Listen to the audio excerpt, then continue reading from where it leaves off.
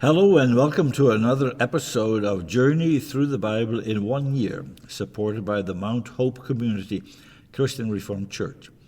And today is February 27. My name is Bob, and we are glad that you joined us in this daily reading of the Bible, which we post each weekday, Monday to Friday. And the readings are Numbers from the New International Version, and the other readings are from the New Living Translation.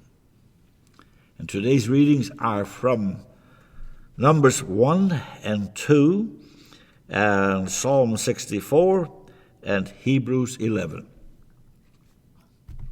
And now, let's begin today's reading.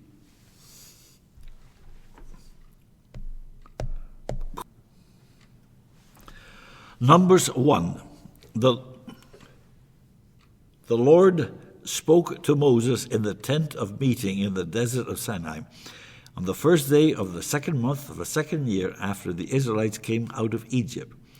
He said, "Take a census of the whole Israelite community by their clans and families, listing every man by name, one by one. You and Aaron are to count according to their divisions all the men in Israel who are 20 years old or more and able to serve in the army. One man from each tribe, each of them the head of his family, is to help you. Now, these are the names of the men who are to assist you. From Reuben, Elazar, son of Shedeur. From Simeon, Shelumiel, son of Zeruzhaddai. From Judah, Nation, son of Amminadab. From Issachar, Nathanael, son of Zuar. From Zebulun, Eliab, son of Helon. From the sons of Joseph. From Ephraim, Elishama, son of Ammihud. And from Manasseh, Gamaliel, son of Pedazur. From Benjamin, Abidan, son of Gideoni. From Dan, Ahiezer, son of Ammisahadai. From Asher, Pagiel, son of Ochran. From Gad, Eliasaph, son of Duel. From Naphtali, Ahira, son of Enan. These were the men appointed from the community, the leaders of their ancestral tribes. They were the heads of the clans of Israel. Moses and Aaron took these men whose names had been specified, and they called the whole community together on the first day of the second month. The people registered their ancestry by their clans and families, and the men 20 years old or more were listed by name, one by one, as the Lord commanded Moses. And so he counted them in the desert of Sinai. From the descendants of Reuben, the firstborn, the son of Israel, all the men 20 years old or more who were able to serve in the army were listed by name, one by one, according to the records of their clans and families. The number from the tribe of Reuben was 46,500. From the descendants of Simeon, all the men 20 years old or more who were able to serve in the army were counted and listed by name, one by one, according to the records of their clans and families. The number from the tribe of Simeon was 59,300. From the descendants of Gad, all the men 20 years old or more who were able to serve in the army were listed by name, according to the records of their clans and families. The number from the tribe of Gad was 45,650.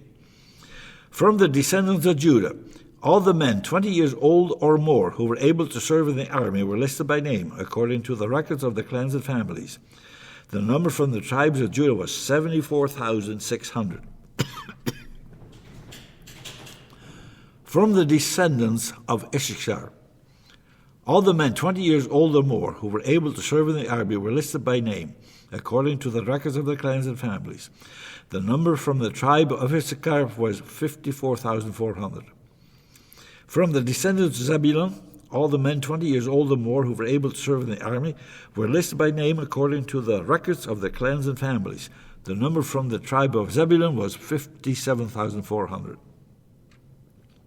From the sons of Joseph, from the descendants of Ephraim, all the men 20 years old or more who were able to serve in the army were listed by name according to the records of their clans and families. The number from the tribe of Ephraim was 40,500. From the descendants of Manasseh, all the men 20 years old or more who were able to serve in the army were listed by name according to the records of their clans and families. The number from the tribe of Manasseh was 32,200.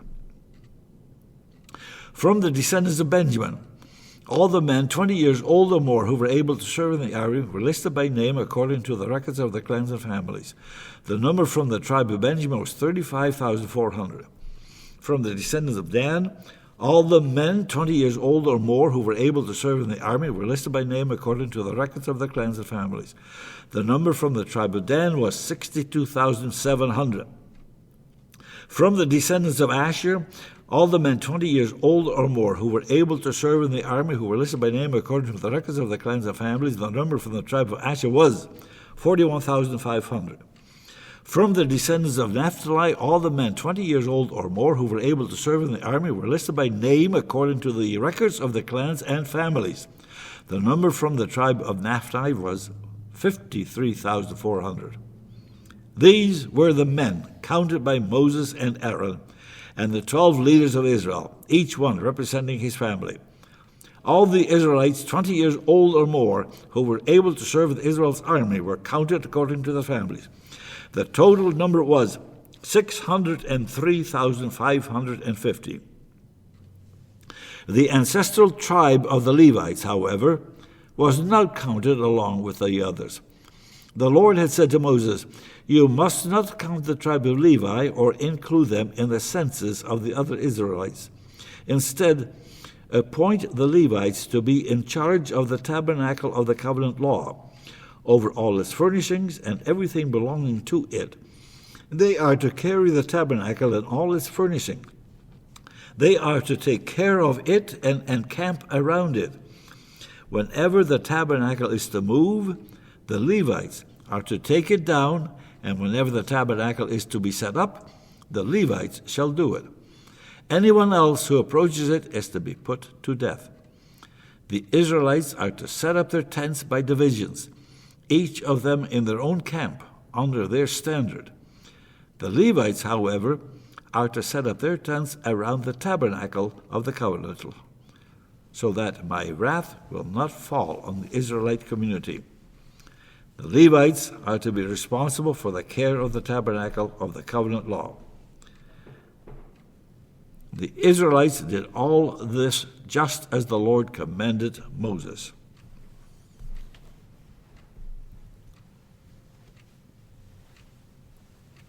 Numbers 2. The Lord said to Moses and Aaron, "The Israelites are to camp around the tent of meeting some distance from it, each of them under their standard and holding the banners of their family. On the east toward the sunrise, the divisions of the camp of Judah are to encamp under their standard. The leader of the people of Judah is Nahshon, son of Amminadab. His division numbers 74,600. The tribe of Issachar will camp next to them. The leader of the people of Issachar is Nathaniel, son of Zuar. His division numbers 54,400. The tribe of Zebulun will be next. The leader of the people of Zebulun is Eliab, son of Helon. His division numbers 57,400. All the men assigned to the camp of Judah, according to their divisions, number 186,400. They will set out first. On the south will be the divisions of the camp of Reuben under their standard. The leader of the people of Reuben is Elazar, son of Sheduer. His division numbers 46,500. The tribe of Simeon will camp next to them. The leader of the people of Simeon is Shelumiel, son of Zurishaddai. His division numbers 59,300. The tribe of Gad will be next. The leader of the people of Gad is Elisaph, son of Deuel. His division numbers 45,650. All the men assigned to the camp of Reuben, according to their divisions, number 151,450. They will set out second. Then the tent of meeting and the camp of the Levites will be set out in the middle of the camps. They will set out in the same order as they encamp, each in their own place under the standard. On the west will be the divisions of the camp of Ephraim under their standard. The leader of the people of Ephraim is Elishama, son of Ammihud. His division numbers 40,500. The tribe of Manasseh will be next to them. The leader of the people of Manasseh is Gamaliel, son of Pedashur. His division is 32,200. The tribe of Benjamin will be next. The leader of the people of Benjamin is Abidan, son of Gideoni. His division numbers is 35,400. All the men assigned to the camp of Ephraim, according to their divisions, number 108,100. They will set out third. On the north will be the divisions of the camp of Dan under their standard. The leader of the people of Dan is Ahiezer, son of Ammishaddai. His division numbers 62,700. The tribe of Asher will camp next to them. The leader of the people of Asher is Pagiel, son of Okran. His division numbers 41,500. The tribe of Naphtali will be next. The leader of the people of Naphtali is Ahira, son of Enan. His division numbers 53,400. All the men assigned to the camp of Dan number 157,600. They will set out last, under their standards. These are the Israelites, counted according to their families. All the men in the camps, by their divisions, number 603,550.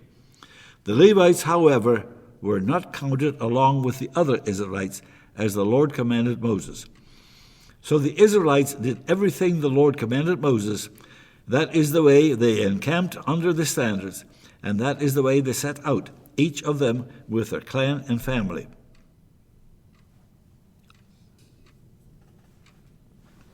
Psalm 64. O God, listen to my complaint. Protect my life from my enemies' threats. Hide me from the plots of this evil mob, from this gang of wrongdoers. They sharpen their tongue like swords and aim their bitter words like arrows.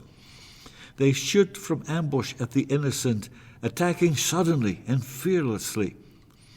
They encourage each other to do evil and plan how to set their traps in secret. Who will ever notice, they ask. As they plot their crimes, they say, we have devised a perfect plan. Yes, the human heart and mind are cunning. But God himself will shoot them with his arrows, suddenly striking them down. Their own tongues will ruin them, and all who see them will shake their heads in scorn. Then everyone will be afraid. They will proclaim the mighty acts of God and realize all the amazing things he does. The godly will rejoice in the Lord and find shelter in him, and those who do what is right will praise him.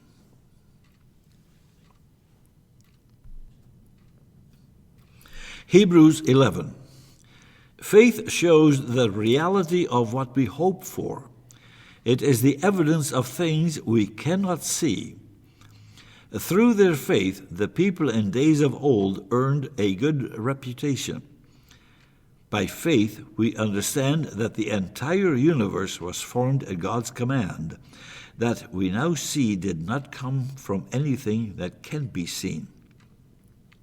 It was by faith that Abel brought a more acceptable offering to God than Cain did. Abel's offering gave evidence that he was a righteous man, and God showed his approval of his gifts. Although Abel is long dead, he still speaks to us by his example of faith. It was by faith that Enoch was taken up to heaven without dying. He disappeared because God took him. For before he was taken up, he was known as a person who pleased God. And it is impossible to please God without faith. Anyone who wants to come to him must believe that God exists and that he rewards those who sincerely seek him. It was by faith that Noah built a large boat to save his family from the flood. He obeyed God, who warned him about the things that had never happened before. By his faith, Noah condemned the rest of the world, and he received the righteousness that comes by faith. It was by faith that Abraham obeyed when God called him to leave home and go to another land that God would give him as his inheritance. He went without knowing where he was going. And even when he reached the land God promised him, he lived there by faith. For he was like a foreigner, living in tents. And so did Isaac and Jacob, who inherited the same promise. Abraham was confidently looking forward to a city with eternal foundations, a city designed and built by God. It was by faith that even Sarah was able to have a child, though she was barren and was too old. She believed that God would keep his promise. And so a whole nation came from this one man who was as good as dead, a nation with so many people that, like the stars in the sky and the sand on the seashore, there is no way to count them. All these people died, still believing what God had promised them. They did not receive what was promised, but they saw it all from a distance and welcomed it. They agreed that they were foreigners and nomads here on earth.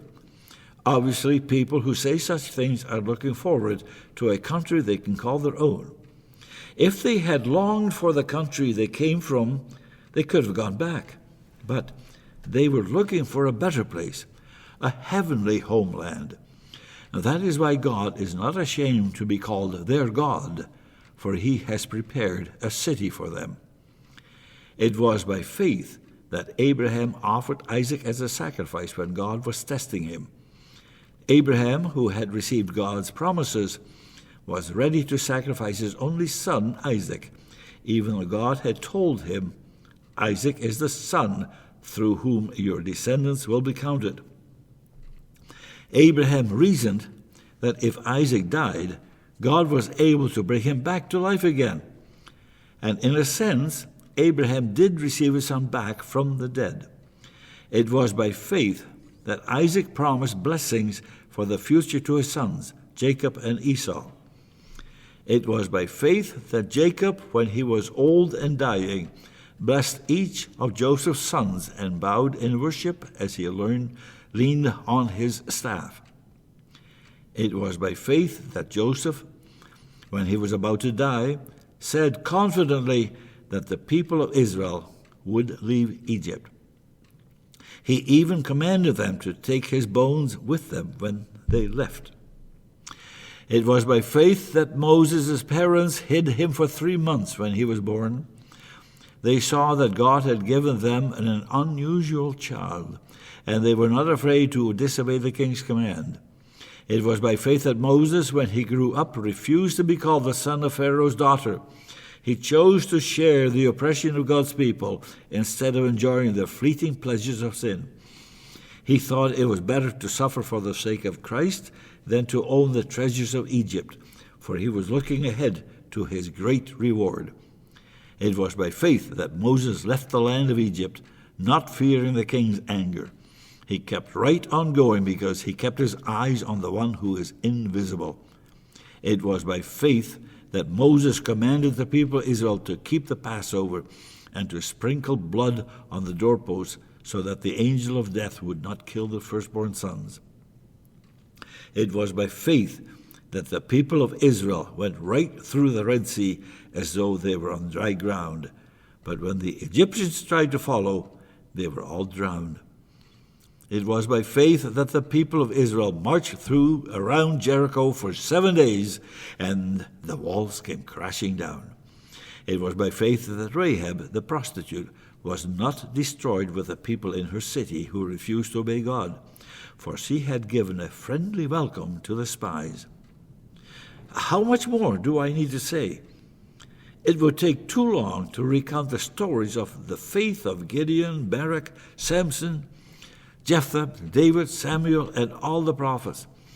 By faith, these people overthrew kingdoms, ruled with justice, and received what God had promised them. They shut the mouths of lions, quenched the flames of fire, and escaped death by the edge of the sword. Their weakness was turned to strength. They became strong in battle and put whole armies to flight. Women received their loved ones back again from death. But others were tortured, refusing to turn from God in order to be set free. They placed their hope in a better life after the resurrection. But some were jeered at, and their backs were cut open with whips. Others were chained in prisons. Some died by stoning, some were sawed in half, and others were killed with the sword. Some went about wearing skins of sheep and goats, destitute and oppressed and mistreated. They were too good for this world, wandering over deserts and mountains, hiding in caves and holes in the ground. All these people earned a good reputation because of their faith, yet none of them received all that God has promised. For God had something better in mind for us, so that they would not reach perfection without us. Lord, we thank you for this marvelous word that you have given to us, and that we may read and study it and obey it in peace. Hear our prayers. Amen.